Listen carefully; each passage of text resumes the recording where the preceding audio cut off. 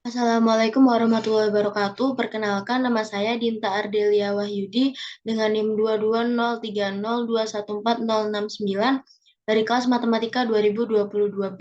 Di sini saya akan menyampaikan mengenai Pancasila sebagai paradigma. Pancasila sebagai paradigma pembangunan. Paradigma adalah pandangan mendasar dari para ilmuwan atas pokok persoalan suatu cabang ilmu pengetahuan.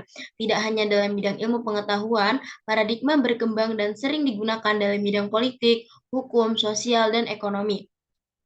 Pancasila sebagai paradigma pembangunan adalah sistem nilai acuan, kerangka acuan berpikir, pola acuan berpikir, atau jelasnya sebagai sistem nilai yang dijadikan sebagai kerangka landasan, kerangka acara, dan sekaligus sebagai kerangka dalam menentukan arah atau tujuan bagi yang menyandangnya. Pancasila merupakan dasar negara dari bangsa Indonesia. Pancasila sebagai paradigma pembangunan politik. Sistem politik Indonesia yang sesuai Pancasila sebagai paradigma adalah sistem politik demokrasi. Maka, kekuasaan Indonesia adalah dari rakyat, oleh rakyat, dan untuk rakyat. Implementasi sosial politik Pancasila adalah satu, penerapan dan pelaksanaan keadilan sosial, menjaga demokratis, melaksanakan keadilan sosial dan penentuan prioritas kerakyatan, menggunakan pendekatan kemanusiaan yang adil dan beradab dalam mencapai tujuan keadilan, dan yang terakhir, menerapkan nilai-nilai keadilan sosial, demokrasi, persatuan, dan kemanusiaan bersumber pada nilai ketuhanan yang Maha Esa. Selanjutnya, Pancasila sebagai paradigma pembangunan ekonomi. Pancasila sebagai paradigma pembangunan ekonomi lebih mengacu pada sila keempat Pancasila, sementara pengembangan ekonomi lebih mengacu pada pembangunan sistem ekonomi Indonesia. Sistem ekonomi yang ada di Indonesia adalah ekonomi kerakyatan, di mana ekonomi kerakyatan akan mampu mengembangkan program-program konkret pemerintah daerah demi mewujudkan keadilan dan pemerataan pembangunan daerah. Langkah strategis dalam reformasi ekonomi. Pertama, keamanan pangan dan mengembalikan kepercayaan dengan program social safety net dan dengan melakukan pemberantasan korupsi. Yang kedua, program rehabilitasi dan pemulihan ekonomi. Dan yang ketiga, transformasi struktur. Pancasila sebagai paradigma pembangunan sosial budaya.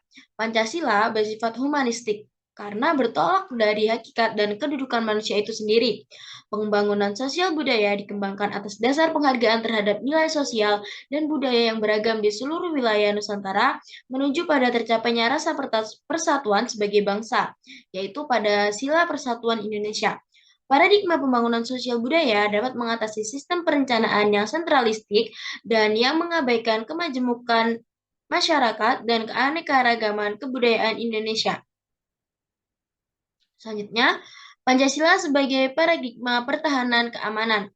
Sistem pertahanan dan keamanan Indonesia disebut Sistem Pertahanan dan Keamanan Rakyat Semesta atau biasa disebut Sishankam-Rata. Sistem pertahanan dan keamanan mengikut sertakan seluruh komponen bangsa, yaitu warga, wilayah, dan sumber daya nasional. Tujuannya untuk terwujudnya keadilan pada masyarakat agar negara meletakkan fungsi sebenarnya sebagai negara hukum. Pancasila sebagai paradigma pertahanan dan keamanan telah diterima bangsa Indonesia yang tertuang dalam Undang-Undang Nomor 3 Tahun 2001. Selanjutnya, Pancasila sebagai paradigma pembangunan hukum. Substansi hukum merupakan perwujudan sila-sila yang terkandung dalam Pancasila. Hukum berfungsi sebagai pelayanan kebutuhan masyarakat, maka harus selalu diperbarui agar aktual. Pancasila sebagai paradigma pembangunan di bidang hukum mempunyai tiga kelompok sebagai muatan konstitusi dalam Undang-Undang Dasar 1945, yaitu yang pertama, perlindungan terhadap hak asasi manusia, yang kedua, susunan dasar ketatanegaraan, dan yang ketiga, pembagian serta pemberantasan dasar tugas-tugas ketatanegaraan. Pancasila sebagai paradigma pembangunan kehidupan umat beragama. Paradigma toleransi antar umat beragama untuk menciptakan kerukunan dalam beragama, perspektif Piagam Madinah yang intinya adalah satu, semua umat Islam, meskipun dari banyak suku, merupakan satu komunitas atau biasa disebut umatan wahidah. Yang kedua, hubungan antara sesama anggota komunitas Islam dan komunitas lain didasarkan dari berbagai prinsip, yaitu bertetangga dengan rukun, saling membantu dalam menghadapi musuh, membela yang teraniaya, saling menasihati, dan juga menghormati mengenai kebebasan beragama. Dan yang terakhir, Pancasila sebagai pengembangan ipteks. Ilmu pengetahuan teknologi dan seni atau biasa disebut ipteks pada hakikatnya merupakan sesuatu hasil kreativitas rohani manusia. Tujuan yang esensial dari ipteks adalah demi kesejahteraan umat manusia, sehingga ipteks pada hakikatnya tidak bebas nilai namun terikat oleh nilai.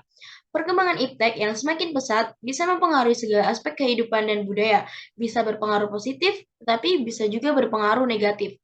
Sekian yang dapat saya sampaikan. Terima kasih, dan apabila ada salah kata, saya mohon maaf. Wassalamualaikum warahmatullahi wabarakatuh.